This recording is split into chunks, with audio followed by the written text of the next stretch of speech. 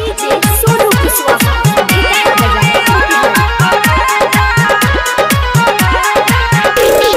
गिरिया कसम सब गोरी हो घोर के पी गईलू।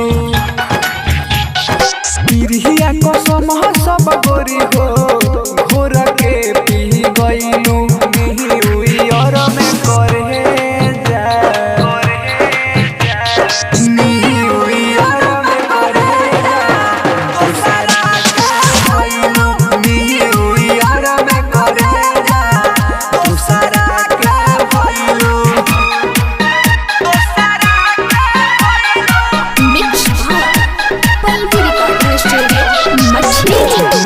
हजार बीस में पागल के जिंदगी जियब हो के करा से कहीं फाटल कर जावा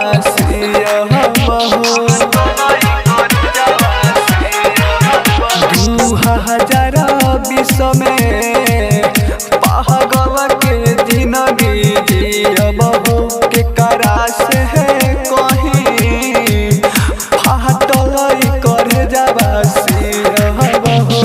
दूसरा के जिंदगी में बस के ओह के महकवलो। दूसरा